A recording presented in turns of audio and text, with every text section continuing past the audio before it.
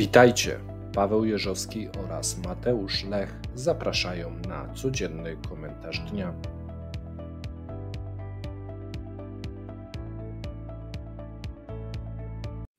Dzień dobry. Z tej strony Paweł Jeżowski i redaktor Mateusz Lech.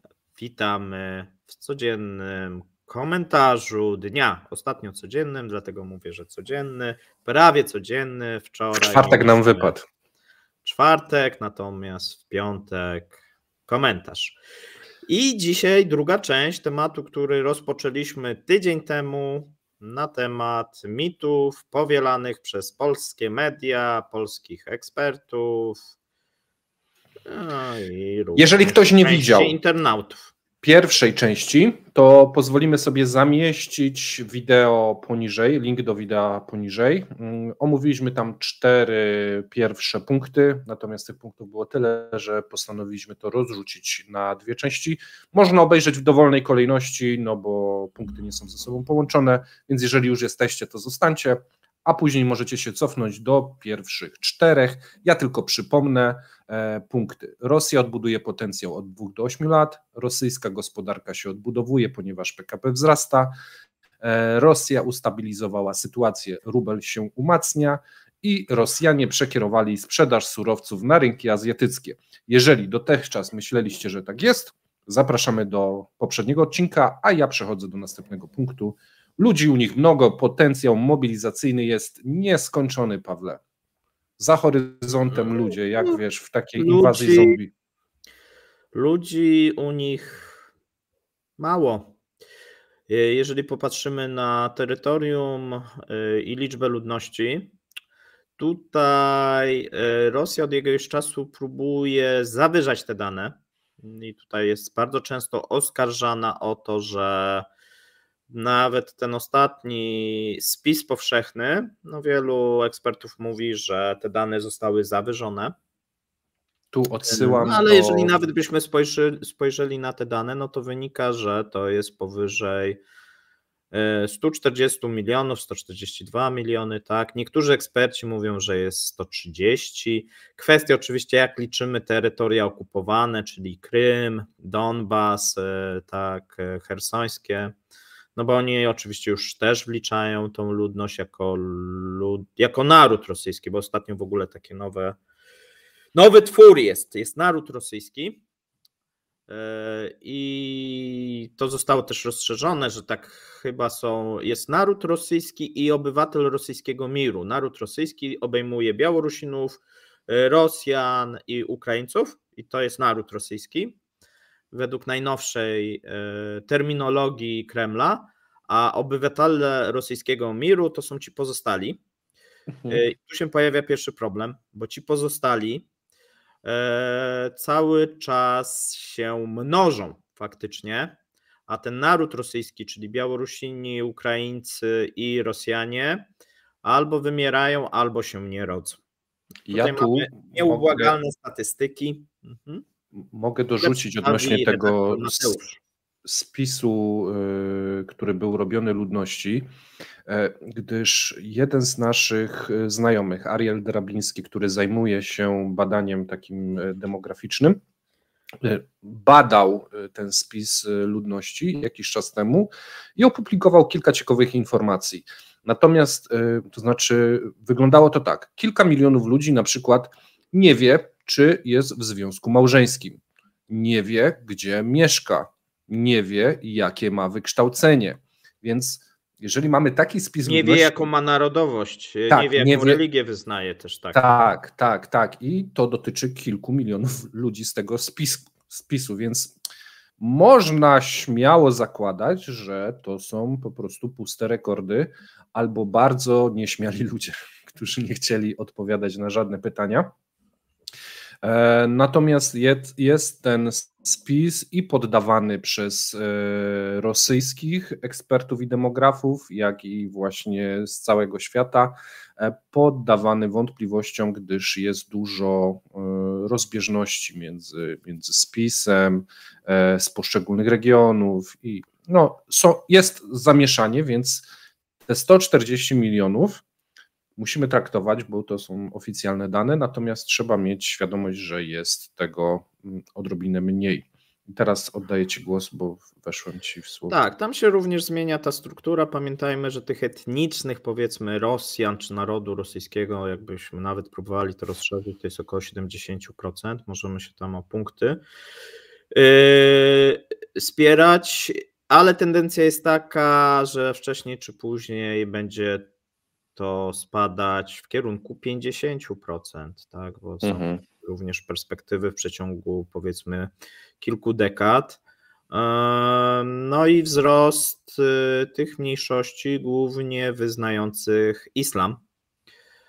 Tam najwięcej dzieci się rodzi, w południowych republikach, w tych republikach, które często etnicznie nie są rosyjskie, a więc narodowościowo nie rosyjskie, etnicznie to też nie rosyjskie, i jeżeli chodzi o wyznawaną religię, no to też nie jest to prawosławie.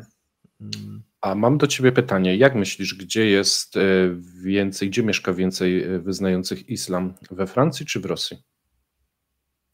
W Rosji w tym momencie. Tak. Co wydawać by się w Rosji mogło? I co ciekawe, bardzo dużo osób mieszka w Moskwie i w dużych miastach nadal, bo to są przybysze, którzy przybyli z tych południowych rosyjskich regionów, południowych republik, i to nawet nie są jacyś nowi, bo my mówimy często o tych przybyszach z Azji Centralnej, ale to nie są często nowi przybysze, tylko to są, że tak powiem, synowie, córki tych osób, które przybyły jakiś czas temu do tej Moskwy i ją zamieszkują, tak? Moskwę czy całą aglomerację moskiewską. Widzieliśmy to zresztą, jak były ostatnio antyizraelskie demonstracje w Moskwie, no jedne z większych, jeżeli chodzi o porównywalne z tym, co się działo w Londynie.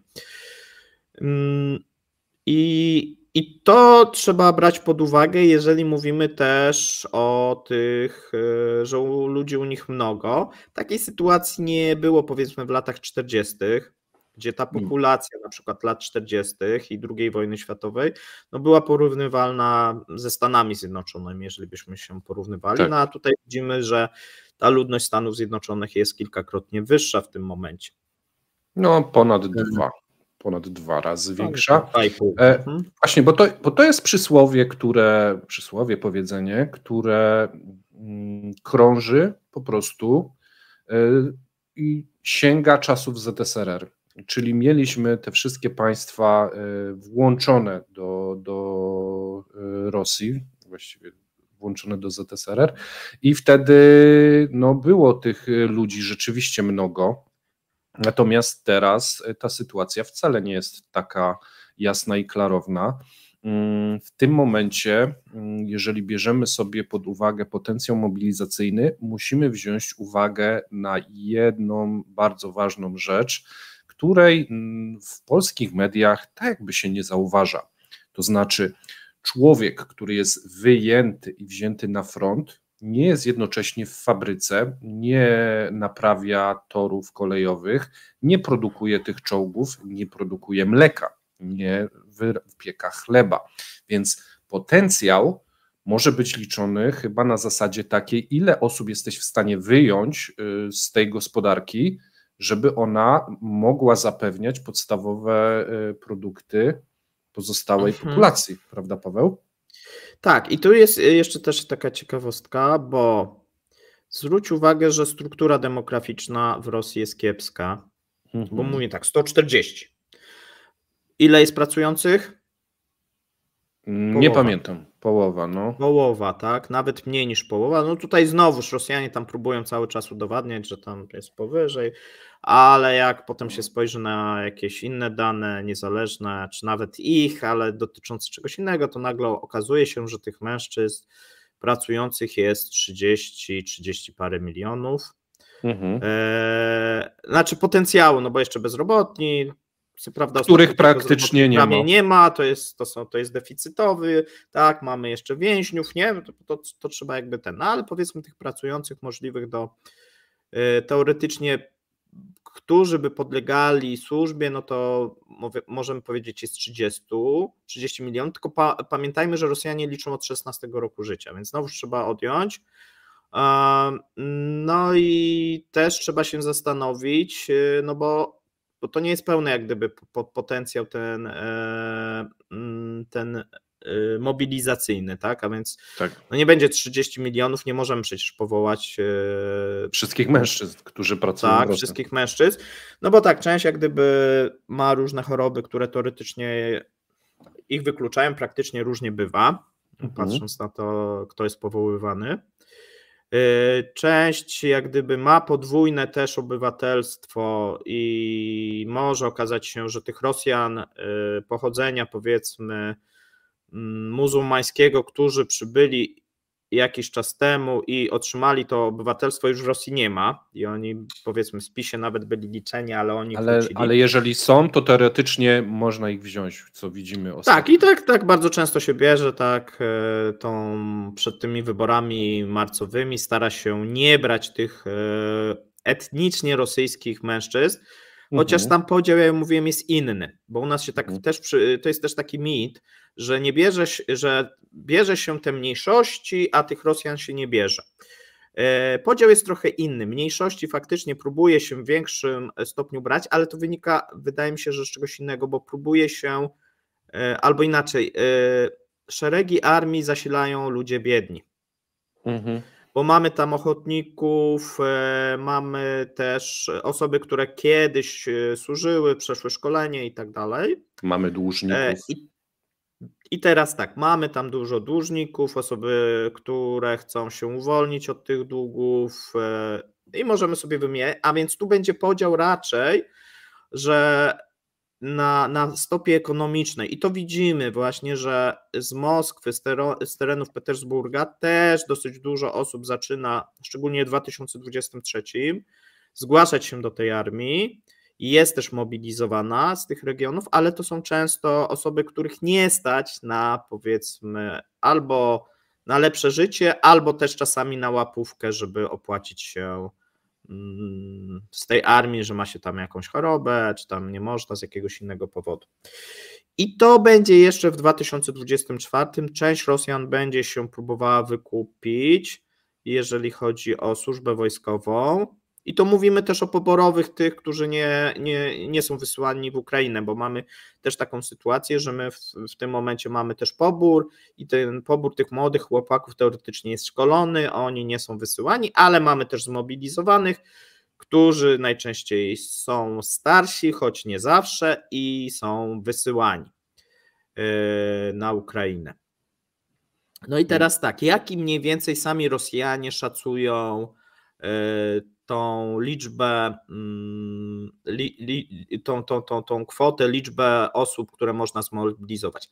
12-13 milionów. Bo tam dochodzi, że trzeba jeszcze dotrzeć do tych osób. W zeszłym roku wprowadzono ten elektroniczny system zawiadomienia, wezwań. Nie działa to do końca dobrze i sami Rosjanie przyznają, chociaż o tym też wielokrotnie mówiliśmy, sama ta machina mobilizacyjna bardzo się poprawiła w stosunku do zeszłego roku. Tak. Natomiast nie wpadałbym w takie, tak jak w Polsce, niektórzy polscy eksperci mówią, że jest super, że oni teraz tak, no nie, tak idealnie niestety, albo stety nie jest, to nie jest tak, że to jest taka maszynka, tak, i ona tylko wypluwa tych zmobilizowanych. Ona lepiej działa niż w zeszłym roku, bo tam były straszne problemy. No tam osoby bez rąk, bez nóg mobilizowano, wysłano, no takie różne były jakieś dziwne historie. W tym roku jest tego zdecydowanie mniej, też się zdarza. No i można powiedzieć, że przez ten rok Rosjanie się ogarnęli, poprawili. To natomiast też bym nie przesadzał. I to jest zasób mobilizacyjny, tylko to jest bardzo połowa drogi. Zasób mobilizacyjny to jest kluczowy zasób, który obecnie jest używany do produkcji uzbrojenia i do remontowania tego starego uzbrojenia. No i mamy taki klincz troszeczkę, bo wszystkie raporty mówią, te wojskowe, które były przygotowywane na początku roku, a na tym obecnie reżim bazuje, czyli co zrobić, żeby wygrać wojnę, uprościć uzbrojenie i to częściowo się dzieje, ale na zasadzie takiej, że się remontuje to stare uzbrojenie. I druga rzecz, która tam była wskazana, zwiększyć liczbę żołnierzy. Tam było wręcz powiedziane w tych raportach, kolejna fala mobilizacji, a czasami było napisane wręcz powszechna mobilizacja. I to się nie dzieje. No i oczywiście odpowiedź, dlaczego się nie dzieje? No, wydaje się, że prawdopodobnie z dwóch powodów. Pierwszy powód, ważny, wybory marcowe. Przed wyborami marcowymi, moim zdaniem, reżim nie zdecyduje się na taki powszechny pobór. Ale drugi powód, też ważny, no jeżeli zmobilizujemy i zrobimy taką falę, że taką powszechną, no to za moment może się okazać, że będziemy mieli problemy w tych fabrykach. No i ktoś powie, nie no, w fabrykach to nie, no bo przecież oni już nie są na tyle głupi, jak byli w zeszłym roku, że z fabryk nie będą. No z fabryk nie będą, ale z fabryk, które produkują dla fabryk, już będą. I tu mamy, pamiętajcie, że no ta gospodarka wojenna to nie jest tak sobie zupełnie niezależna i tam są spisy wszystkich fabryk i firm, które produkują, tak, no to mamy zależności. Może się okazać, że fabryka produkuje i owszem, tam ekspertów, specjalistów nie weźmiemy, ale tak fabryka zacznie mieć coraz większe przestoje, bo już mają, a to się wydłuży, bo się okaże, że komponenty jakieś z rynku nawet cywilnego, które były potrzebne im, ich nie ma, a ich nie ma dlatego, że nie ma kto tego wyprodukować, bo zmniejszyły się moce produkcyjne tego zależnego przemysłu czy zależnych firm. Więc tutaj mamy naczynia połączone i obniżenie, a mamy dramatyczną sytuację, jeżeli chodzi o personel. I władza też sobie z tego zdaje sprawę. Czy ja mogę teraz 2 zdania? Więc tak, słuchajcie, bezrobocie oficjalne spadło poniżej 3%, wynosi teraz chyba 2,8 czy 2,9 i jest to jakiś rekordowy wskaźnik. Ponad 50% przedsiębiorstw mówi, że brakuje im ludzi do pracy i musicie zwrócić uwagę na jedną rzecz, o której się rzadko kiedy mówi. Rosja jest 55 razy większa od Polski. Oznacza to, że cała infrastruktura, koleje, drogi, strzeżenie granic, logistyka wymaga znacznie więcej ludzi, żeby to wszystko połapać. Koleje rosyjskie zatrudniają w tym momencie ponad 700 000 ludzi i mają potężne problemy z to są głównie mężczyźni, jeszcze dodaj. To są głównie mężczyźni, praca jest ciężka. Tych ludzi się nie da wyjąć z tego systemu i wywieźć ich na front, no bo zawala wam się logistyka. Co się dzieje w tym momencie? Koleje rosyjskie mówią, że dramatycznie potrzebują dodatkowych ludzi i to jest oficjalne stanowisko rosyjskich kolei. Nie ma możliwości zatrudnienia z rynku pracowników mężczyzn w wieku 30-39 lat. Nie istnieje taki potencjał osobowy na rynku. Zwracają się zatem do władz, aby przekierowali do prac właśnie przy remontach kolei więźniów. Ile tych więźniów zostanie zmobilizowanych i jak ta praca będzie wyglądać, dowiemy się w najbliższych tygodniach. Natomiast to jest tylko wycinek takiej układanki. Tu trzeba mieć tą świadomość, że nie można wyciągnąć pracowników, kierowców tirów, no bo musi być towar rozwożony, pracowników kolei. Nie można zabrać ludzi od infrastruktury energetycznej. Nie można zabrać już więcej pracowników od wiecie, takich tematów jak wywóz śmieci. Już mamy sytuację, że w niektórych regionach śmieci zalegają, bo nie nadążają. Kierowcy autobusów. Wiecie, to są całe sektory, w których mężczyźni głównie pracują i Trzeba opanować kraj, który ma powierzchnię 55 razy większą od Polski. Rolników nie możecie zabrać, no bo eksportujecie zboże i na tym bardzo dużo zarabiacie. Nie możecie wyjąć ludzi, którzy pracują przy odwiertach ropy i gazu, no bo tam z tego też macie kasę do budżetu. Fabryki, to co powiedział Paweł, duża część jest osób zmobilizowanych przy sektorze obronnym, natomiast na sektor obronny podwykonawcy pracują w kolejnych fabrykach. No i macie od groma ludzi, którzy muszą wyżywić te 130-140 milionów ludzi i tu też jest problem. Więc ten potencjał, który jest podany przez nich, te powiedzmy 10 milionów ludzi, to są ludzie, którzy pracują w tych wszystkich sektorach, bo oni teoretycznie to są właśnie ci mężczyźni w tym wieku.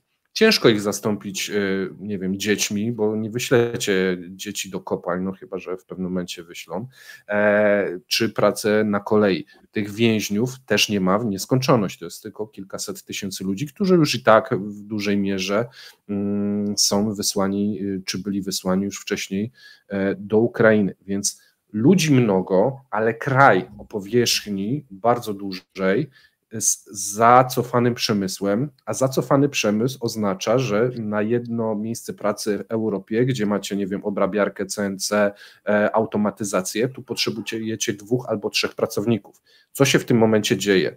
Mamy sytuację cofania się rozwoju gospodarczego w Rosji, odpływ zachodnich technologii, odpływ zachodnich maszyn. Co to oznacza? Że trzeba niektóre rzeczy robić ręcznie albo na starszych maszynach, które są wolniejsze, więc wymaga więcej ludzi. Więc tu mamy taką pętlę, która się nawzajem i taki klincz, który się nawzajem wyklucza. Owszem, za każdym razem można zmobilizować, ale wtedy na przykład kuleje nam logistyka, albo produkujemy mniej czołgów, albo stoją nam ludzie w kilometrowej kolejce do autobusu, bo autobusy nie przyjechały. Też mieliśmy taką sytuację w ostatnich dniach. Więc to jest wszystko zespół naczyń połączonych, a z tego systemu, żeby on trzeszcząc, ale żeby jakoś w miarę działał, to osiągamy powoli limit, który już jest bardzo taki naprężony.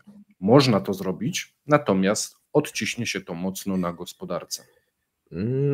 Natomiast nie oznacza, że władza tej powszechnej mobilizacji nie przeprowadzi. Tak. Bo myślenie tutaj takie racjonalne i że zabraknie w którymś momencie w co uzbroić tych ludzi, bo fabryki będą miały coraz większe przestoje i będzie jeszcze większa zapaść gospodarcza niż tą, którą obserwujemy, to jak gdyby moim zdaniem władzy może nie zatrzymać. Wydaje się, że taki zasób, który posiadają, no to są poborowi, czyli w tym momencie te roczniki, które miały nie walczyć, będą przesuwane w Ukrainę. Zobaczymy, jak to będzie, bo to jest takie najłatwiejsze, nie? Czyli oni już gdzieś są w tych strukturach, żeby ogołocić tą Rosję z pozostałych jeszcze tych poborowych żołnierzy. No to będzie dosyć kiepski materiał, ale jakiś. Poborowych tak? Mówimy o 18-19-latkach, tak? Tych chłopaków. Czyli mężczyzna, którzy mieli za chwilę, przepraszam za stwierdzenie, zapładniać kobiety, żeby tworzyć następne pokolenie, nie mężczyzn tam 29-30 lat, którzy już najprawdopodobniej mają I Rosjanie rodzinę. też mają inną politykę, tutaj rzadko porównujemy z Ukrainą, ale Ukraina chroni najczęściej tych poniżej 26, jak traktując ich właśnie jako ten materiał genetyczny. Rosjanie cały czas reżim żyje, znaczy niby wie, a niby nie wie, bo cały czas żyje w takim przekonaniu, że ludzi mnogo i że nawet widać w tej strategii wojskowej, tak, że sobie wysyłamy, wykrwawiamy, wysyłamy następnych tych, rekrutujemy następnych, nie, że te, no bo tak oni zostali nauczeni. Słuchajcie, w tym momencie według oficjalnych statystyk na froncie ukraińskim dziennie ginie 970 rosyjskich żołnierzy, gdzie najbrutalniejszy wcześniejszy okres, czyli atak na Bachmut i wiecie, te ataki, które były w zeszłym roku, to było 600 coś. Czyli tu mamy wzrost o 30% większe straty niż było to rok temu. Wyobraźcie sobie, wypada wam 1000 mężczyzn dziennie z systemu.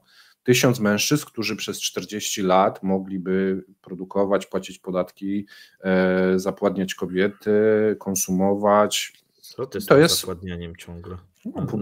Putin powiedział, że trzeba 8 dzieci zrobić. No ale oni wyrównają, bo teraz wiesz, mieli tam chyba 1 z czymś dziecka, no to teraz jak 8 to dorównają tym południowym, bo oni chcą dorównać, wiesz. Co ważne, demograficznie od 2014 roku Rosja spada w tym współczynniku i w tej ilości narodzin i już w tym momencie sięga jakichś bardzo słabych czasów i potencjał jest taki, że w tym momencie 30% dzieci rodzi się mniej niż właśnie w 2014 roku. Więc a jeżeli jest weźmiesz etnicznych spadek. Rosjan, to jeszcze gorzej tam wygląda, tak? Bo to wtedy mamy połowę.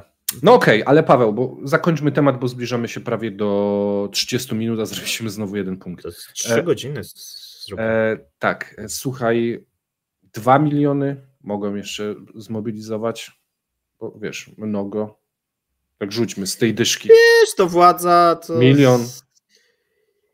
Niestety obawiam się, że będzie próba podejścia tego, wygrajmy tą wojnę, zmobilizujmy, jakoś to będzie, nie wiemy w co uzbroić, jakoś to będzie, ubrać, żądanie nakarmić. Do fabryk, wyprodukujcie, nie ma co, jakoś to będzie. No ale to też spowoduje jakiś olbrzymi chaos.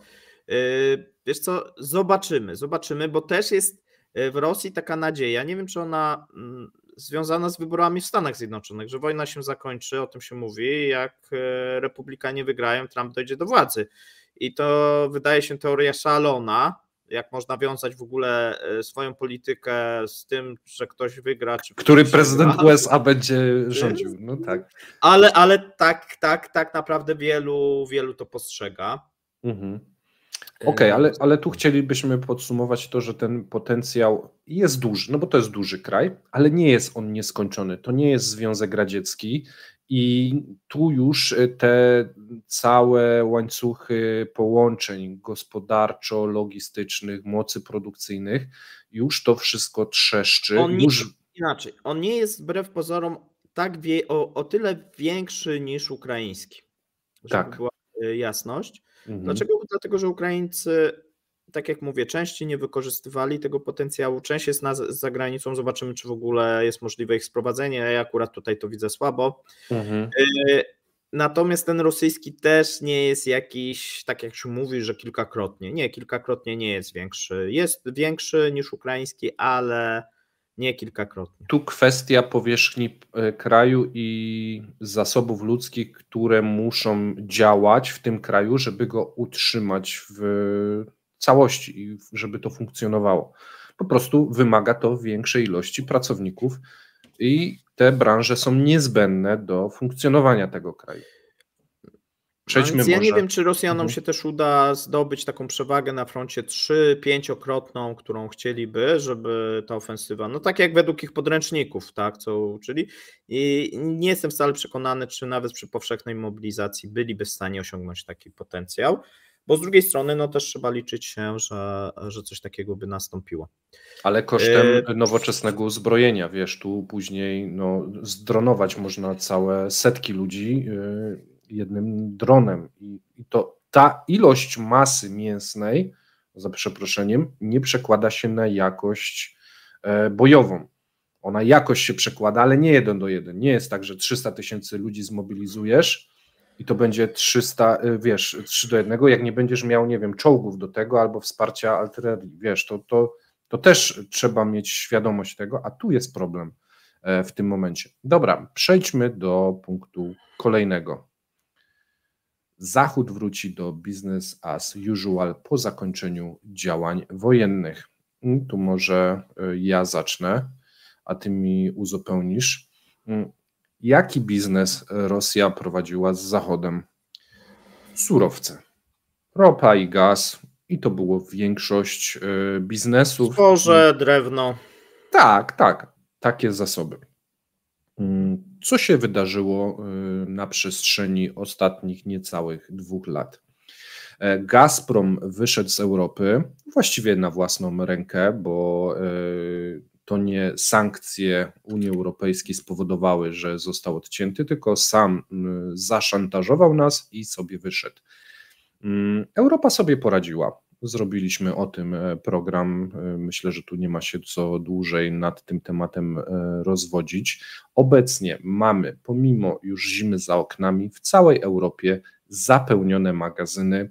Dodatkowo gazowce na morzach pełne również czekają. Pobudowaliśmy terminale do odbioru gazu skroplonego. Nitki z Rosji zostały wysadzone, pozamykane, więc jest temat w niektórych częściach po prostu zamknięty całkowicie. I za zerwanie umów przez Gazprom naliczane są kary. Wiele krajów europejskich zwróciło się do sądów arbitrażowych o odszkodowania za zerwanie bezpodstawne umów na dostarczenie paliwa gazowego przez Gazprom do Europy. Odszkodowania naliczane są cały czas, sprawy są wygrywane i obecnie to już są dziesiątki miliardów euro odszkodowań. Jeżeli mielibyśmy wrócić do jakiegokolwiek biznesu, to firmy oraz kraje musiałyby zostać najpierw spłacone. Więc na wejście Gazprom musiałby poświęcić dziesiątki miliardów dolarów, a to nie są małe kwoty, które by mogły otworzyć jakiekolwiek drzwiczki. Natomiast, żeby to zrobić, my musielibyśmy potrzebować ten gaz. Natomiast przez to, że Rosja się sama wycofała, to już nóżkami tuptali na przykład Amerykanie, którzy podpisali z wieloma krajami umowy na dekady do przodu na dostawy gazu w całkiem nie najgorszych cenach. Więc jeżeli już mamy podpisane umowy na dekadę czy 2 do przodu, nawet jeżeli wojna się skończy za rok, to Gazprom nie będzie miał jak sprzedać, gdyż w dużej mierze kontrakty są już popodpisywane. Paweł, chcesz coś dodać? Tak, bo myślę, że to jest ważny temat. Ja to podsumuję, że okazuje się, że łatwiej jest wyjść niż wejść.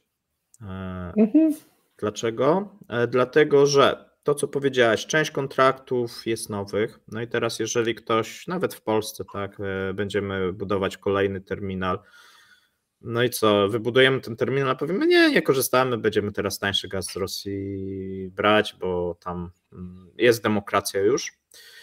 No tak nie do końca, no podpiszemy jakiś kontrakt, będziemy zobowiązani czy z Kataru, czy ze Stanów brać ten gaz, no i trzeba będzie brać, tak jak byliśmy kiedyś zobowiązani kontraktami, żeby brać z Rosji i czy się pali, czy potrzebujemy, czy nie potrzebujemy, trzeba było płacić. No tu będzie podobna sytuacja, tylko w stosunku do kogoś innego. Natomiast to też nie będzie tak, że zupełnie żadnego biznesu nie będzie.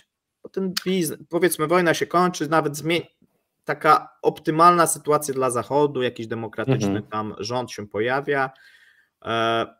Ona jest mało prawdopodobna, od razu powiedzmy, bo jeżeli będzie jakiś następny rząd i reżim, to on też będzie antyzachodni w dużej mierze i z takimi hasłami dojdzie do władzy. Natomiast jeżeli sobie wyobrazimy, że będzie jakaś współpraca, jakaś będzie, ale to nie będzie współpraca. No, część gazet i część geopolityków będzie mówić, no zobaczcie, tutaj jakaś firma niemiecka, Mercedes znowu się otwiera, jako przykład, że ten biznes wrócił. Nie, no będą oczywiście, bo zawsze jest tak, że jeżeli jest możliwość zarobku i okaże się, że będzie to opłacalne dla jakiejś firmy, no to ta firma będzie starała się to robić.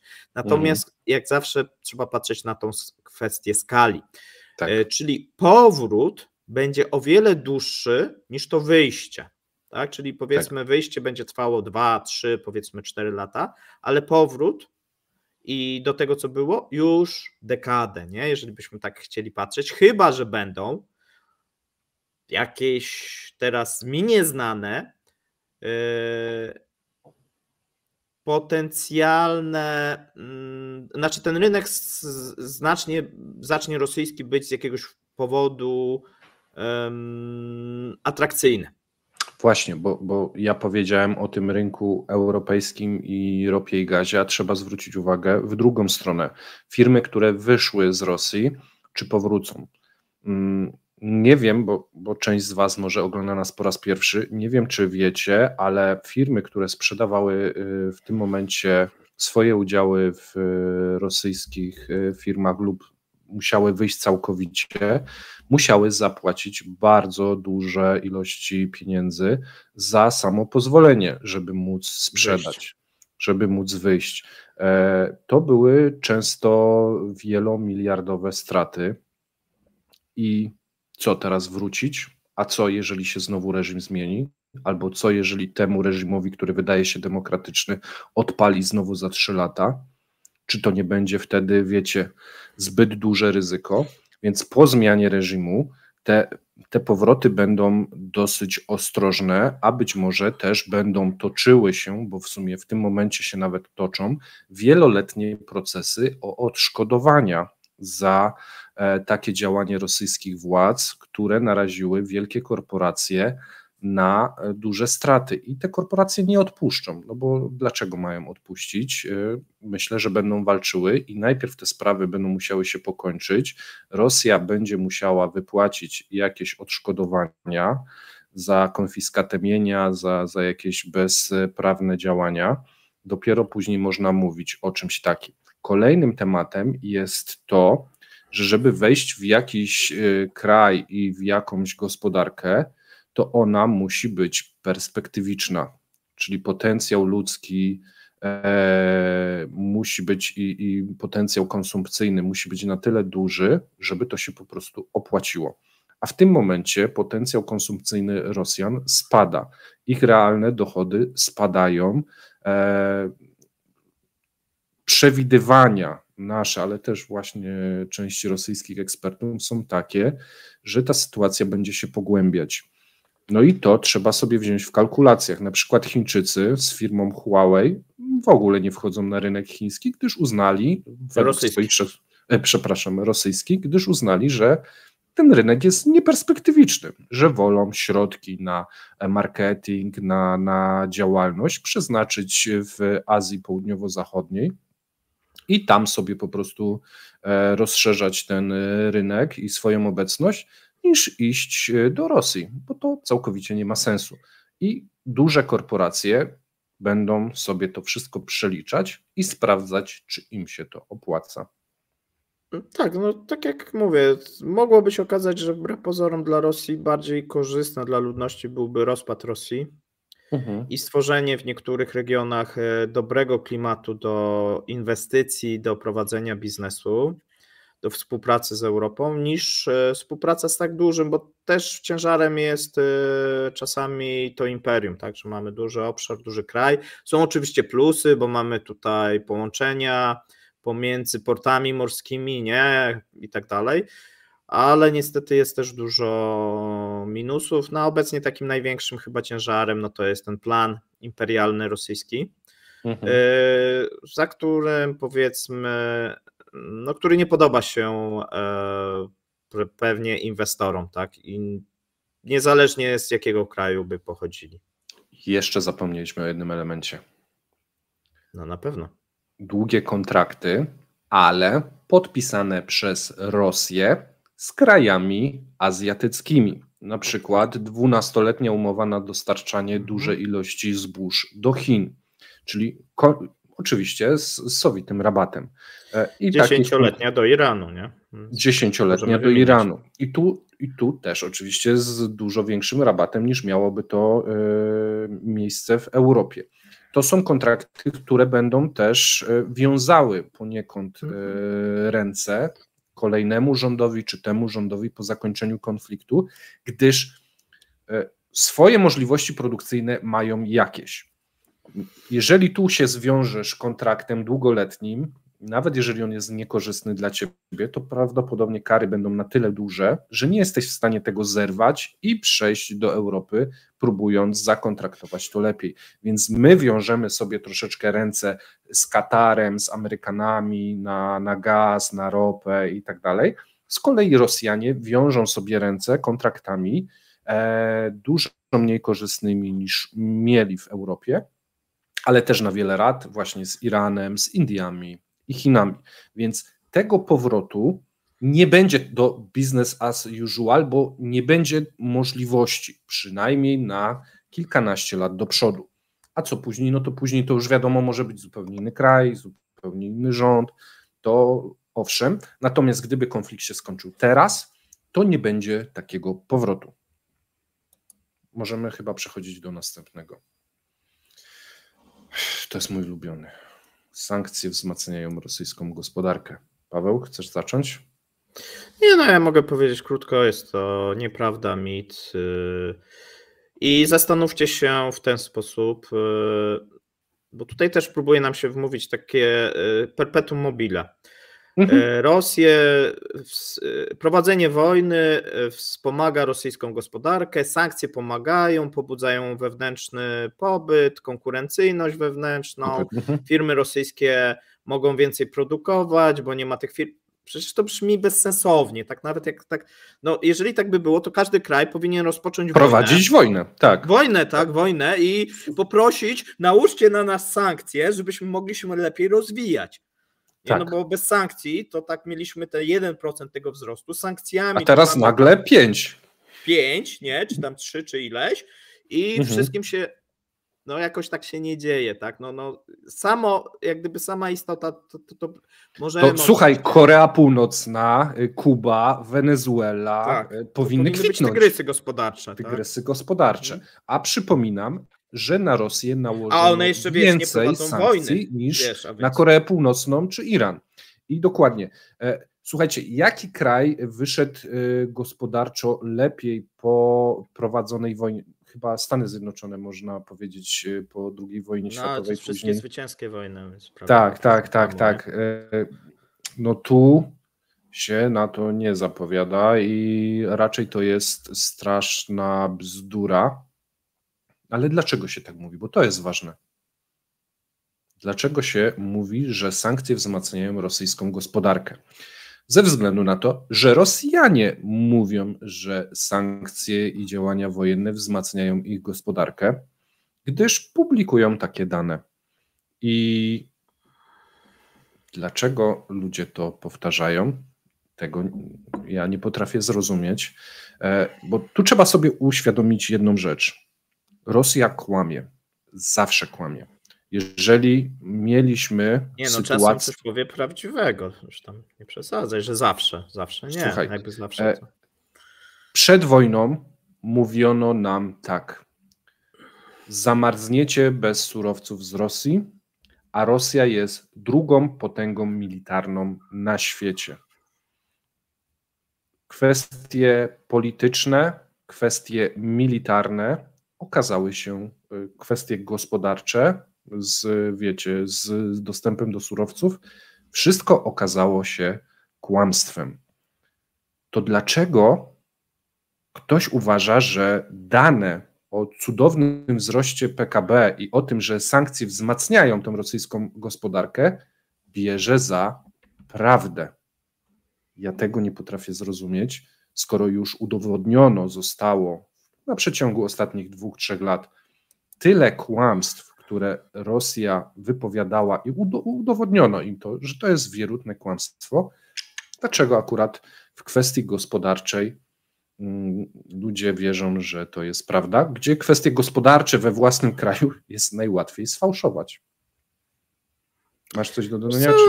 Tak, myślę, że ludzie, i po rosyjskiej stronie wierzą w to, chociaż chyba tam mniej nawet, i to jest ciekawe, bardziej na zachodzie, no ale jeżeli spojrzymy, swego czasu kanclerz obecny Niemiec, no mówił, że odejście od rosyjskiego gazu może potrwać dekadę. Tak. Okazało No się, wszyscy że się bali tego, potrwało. no bo wiesz, nawijali nam makaron na uszy. Trwało to 1,5 roku i teraz nie ma problemu gazowego w Europie. Nie ma. W tym momencie Oczywiście były jakieś wszystkie na koszty, to 100%. też nie było tak, że to tak i jeszcze na tym Każde zarobiliśmy, zerwanie jest kosztowne. Wiesz, to był wieloletni każdy związek. rozwód kosztuje, tak? To każdy Tak. powinien wiedzieć, kto rozwód przeżył. No i tu tak samo, tak, no kosztowało to Zachód i kosztowało to też Rosję, nie? Tak. Ten rozwód z Zachodem, a pamiętajmy, że Unia Europejska no to był główny partner handlowy dla Rosji, a w tym momencie nie jest, a więc te koszty są po obu stronach związanymi z sankcjami. Ja może wrzucę punkt dodatkowy do tego, taki półpunkt. Rosja omija sankcje. Sankcje nie działają w ten sposób. Wiesz, tu byśmy to jeszcze omówili. Rosja omija sankcje, ale sankcje działają. Zawsze jest kwestia skali. Przy tak dużym terenie i przy takiej gospodarce globalnej zawsze się znajdzie jakiś biznesmen czy jakiś kraj, który za dodatkową opłatą coś ściągnie, coś pomoże obejść. Natomiast wolumen tego jest ułamkowy. To nie jest tak, że Rosja omija te sankcje i działa 1:1. To może być kwestia 10%. Tak jak w przypadku ropy, ile to było, jak te tankowce, wiesz, pływały? To było kwestia 10-12%. O czym teraz mówisz, bo ja nie łapię teraz. Wyłączyłeś się. Nie wyłączyłem się, nie rozumiem zdania. Było tak, że te tankowce widmo, ta wiesz, flota cienia woziła rosyjską ropę, fałszowała ją i sprzedawała gdzieś dalej, ale w stosunku do kontraktów, które utracili... To wzrasta akurat, to rośnie co na miesiąc. Tak, ale to był wtedy, gdy było mówione, to było, z tego co pamiętam, 10-12%, więc to nie była skala 1:1.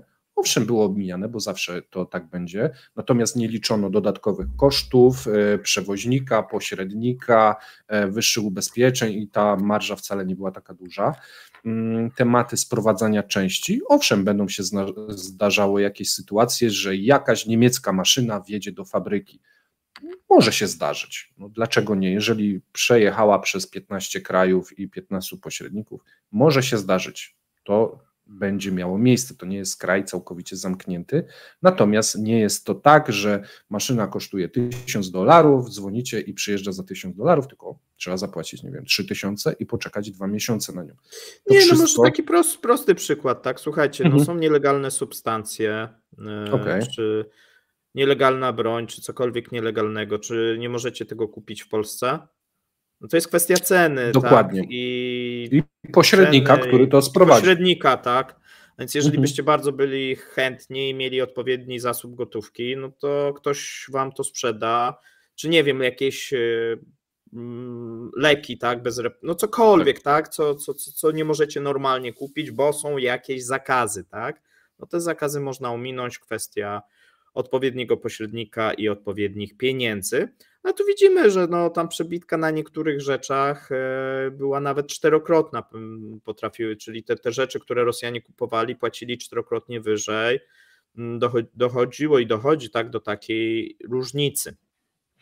Ale jeszcze jedna rzecz, jak jesteśmy przy tych sankcjach, bo myślę, że jakby tutaj polskie media mówiły, że sankcje nie działają tak, jakbyśmy oczekiwali, no to byłoby bliżej prawdy, bo oczekiwania mogły być różne, tak? No były przecież oczekiwania też w drugą stronę, powiedzmy sobie, że sankcje zatrzymają tą rosyjską gospodarkę, nie? Że tak wprowadzimy, tam 3 miesiące, pyki, ona się przewróci i oni powiedzą, tu biała flaga, przepraszamy, proszę, przywróćcie nam te połączenia handlowe, zdejmijcie te sankcje, bo my nie dajemy rady. Cały czas też jest takie też pytania, nie? Kiedy coś takiego się wydarzy? Wiesz co, bo jest narracja od ściany do ściany. Albo sankcje flagę. Całkowicie nie działają, albo dusimy gospodarkę i ona padnie. Zatrzymuje się i koniec. Już nie działa. tu koniec. Gaśnie światło, drogi się, wiecie, otwierają i wszystko pochłania ziemia. Piekło. Nie? Piekło, tak. No tak też nie będzie. Mamy przykłady Iranu, mamy przykłady Korei Północnej. Kraj, który ma nałożone sankcje, po prostu biednieje i karleje, jeżeli chodzi na tej arenie międzynarodowej, po prostu zrzucany jest półkę, 2 półki niżej, jeżeli chodzi o decyzyjność i moc sprawczą takiego kraju. I to się właśnie dzieje. To nie chodzi o to, że tak jak Paweł powiedział, piekło ich pochłonie i ludzie będą chodzącymi szkieletami, żebrzącymi o kawałek bułki. To jest proces długi, mozolny. My kręcimy filmy praktycznie codziennie, pokazując wam, gdzie ich uderzono, co się dzieje, sankcje, które działają, które próbują ominąć, jak Amerykanie wysyłają do Turcji swojego przedstawiciela, grożąc Turcji, że nałożą na nich sankcje wtórne, jeżeli będzie się tak działało, bo też trzeba pamiętać, że wiele krajów po prostu na tym robi świetny biznes, żeby pomagać Rosji omijać te sankcje, no i trzeba wprowadzać sankcje do sankcji. Nie pomaga Rosji. Robi biznesy, tak, biznes, bo wiesz, to nie jest tak, że przyjacielskie, to nie są przyjacielskie, tak. I chce pomagać. Nie, no po prostu chce zarobić. Czuje pieniądz. Tak jak ten handlarz narkotyków chce zarobić i wcale, nie wiem, nie robi z innych to powodów, tylko po prostu z chęci. Tak, to nie jest miłość do Putina. To nie są jakieś uczucia, że ma tam jego zdjęcie i przytula się do niego przed snem. Przejdźmy do następnego punktu. Oj, oboje włączamy, to teraz ja. Wieszczycie już upadek Rosji. A jeszcze po 9. 8, tak. Wieszczycie już upadek Rosji, już dawno powinna upaść. Tu chyba brakuje, albo jest o jedno za dużo coś. Wieszczycie upadek Rosji bez już. Wieszczycie upadek Rosji. Już dawno powinna upaść. Fajnie by było, ale przed chwilą powiedzieliśmy, że nie. I to jest coś, co w sumie się często powtarza w naszych komentarzach, w komentarzach pod materiałami, czy pisanymi, czy wideo, że już od roku wieszczymy, że ona ma upaść, już dawno powinna upaść. A kto tak powiedział? Powiedzcie, znajdźcie nam wypowiedź moją albo Pawła, gdzie mówiliśmy w 2023 Nie, ja mówiłem 1 lutego 2024. Że co, upadnie. Ale tak. co to? 12:00. Aha, tak, no bo trollowałeś. Żart oczywiście. Przede wszystkim, czym jest definicja upadku? Co oznacza dla kogoś, że państwo Nie, no ja rozumiem, że wiesz, że to właśnie jest pochłonięcie przez piekło. Pochłonięcie przez piekło, biała flaga, albo Putin, który ewentualnie, wiesz, tak Putin, ta kostka, mydła, on się przewraca, zawał, wstrząs mózgu, wypada przez okno jednocześnie. Jeszcze pijąc herbatę z Polonem. Tak. I tutaj wchodzi demokratyczny rząd, przejmuje władzę, nawiązuje stosunki z Europą, nie? No słuchajcie, coś takiego się nie wydarzy. Natomiast my często mówiliśmy, że dynamika pewnych zdarzeń może potoczyć się różnie, czyli może przydarzyć się tak, że możemy mieć zapaść na rynku i o tym mówimy, że to pewne rzeczy się zbliżają, co nie znaczy, że na pewno one się też wydarzą. No ale problemy na przykład na rynku kredytowym może spowodować w przyszłym roku zapaść całego sektora finansowego, nie? Tak. I teraz tak, kiedy to nastąpi? No trudno jest akurat podać taką konkretną faktycznie datę. Natomiast trzeba też wiedzieć, że Rosjanie też reagują, rosyjski rząd reaguje, on nie patrzy bezczynnie. Też na każdą akcję następuje reakcja. Sankcje też powodują, że kraj się dostosowuje, ale nie wzmacnia, co nam się próbuje wmówić, tylko się dostosowuje, przystosowuje się do sytuacji. Tak jak wy przystosujecie się, nie wiem, stracicie pracę, jesteście bezrobotni, tak? Przystosowujecie się do nowej rzeczywistości. Rosja również się przystosowuje, do tego Rosjanie się przystosowują, że mają mniej pieniędzy, że są coraz biedniejsi i tak dalej. Natomiast pewna dynamika może, bo wszędzie jest jakiś punkt krytyczny, tylko wyznaczenie tego punktu krytycznego i powiedzenie tak, tu widzę taki teren, tu to, 1 luty 2014. Jest jeszcze jedna rzecz, punkty krytyczne dla różnych sektorów. Jeżeli na przykład armia rosyjska będzie walczyła na Ukrainie dalej, ale ich służba zdrowia będzie kompletnie niewydolna, bo brakuje na przykład już po 30% obłożenia kierowców karetek, no to jak to weryfikujemy? Upadła czy nie upadła? Służba, powiedzmy, zdrowia przestanie dojeżdżać do pacjentów, ale żołnierze wciąż walczą. To jest już upadek, czy to jeszcze nie jest upadek? Albo sektor bankowy się załamuje, ale wyprodukowali nową potężną... Tak, ludziom na przykład ich dewizy, które mają w bankach, są zamienione na obligacje wojenne. Czy to jest upadek tego sektora, czy nie? No nadal działa, no, ale ludzie nie mają już swoich pieniędzy, nie? Bo zostały im zabrane. Zostali okradzeni, na przykład zostały okradzone miliony rodzin. To jest upadek, czy to nie jest upadek? Państwo działa dalej. Putin jeździ dalej świetnym, luksusowym samochodem. Gdzie jest punkt, w którym ktoś powie, ok, to już upadła. Jak to zweryfikować? Nie, no ja rozumiem, że większość ludzi też tak postrzega, że to jest upadek reżimu. Okej. I kiedyś upadek reżimu nastąpi, tak? Wcześniej czy później. Z różnych tylko kwestii, jakie przyczyny będą tego i kiedy to nastąpi, nie? Albo dla nich będzie wyznacznikiem rozpad Rosji. W sensie, że rozleci się na... To no też taki scenariusz też się przybliża. No im dłużej. Ale jeżeli rozpadnięta Rosja będzie miała 90 milionów, nie 140 i będzie ułamkiem tego kraju, który był, tak, ale dalej będzie agresywna, to upadła czy nie upadła? No tak. To no dobra, nie ma takiego punktu, nie? Ciężko to zweryfikować. To raz i teraz Rosja, która jest uzależniona, jest, nie wiem, junior partnerem od Chin. Czy to jest upadek Rosji? No wtedy i następny reżim, teoretycznie który jest upadek mocarstwowości. Nie? To bo jest właśnie upadek, Rosja jako imperium upadła. Słuchajcie, Rosja jako imperium upadła. Jest uzależniona w tym momencie od Chin. Więc nie ma już Rosji imperium. Znaczy my widzimy, wiesz co, raczej, że jest w mojej ocenie to, co teraz widzimy, to jest taka kronika upadku, ale jest w trakcie. I wiesz, jak patrzymy pewnie za 20-30 lat, to ktoś powie, tego dnia coś tam się wydarzyło, w tym roku, tak, nie? Ale ponieważ my jesteśmy w środku, to my tego nie widzimy. Na przykład Rosja traci Azję Centralną, nie? My o tym mówimy. W tym momencie traci biznesy, traci, wiecie, sprawczość w tym regionie na rzecz I być może na przykład Iranu i Chin. W książkach, powiedzmy, za dekadę ktoś napisze, że w 2022 czy 2023 z powodu wojny na Ukrainie Rosja utraciła wpływy w Azji Centralnej i to była największa klęska historyczna w historii tam 20 czy 30 lat, no bo taka perspektywa może być, że te kraje nagle zaczną się dobrze rozwijać i zostaną uzależnione od Chin i historia pokaże, co się wydarzyło. To będzie ten punkt, ale czy w tym momencie my jesteśmy w stanie zweryfikować, tam jadą czołgi, tam wysyłani są ludzie na wojnę i no jak to zweryfikować? Już dawno powinna upaść. Rosja jako mocarstwo, Rosja, która jest numerem 2 na świecie, już upadła.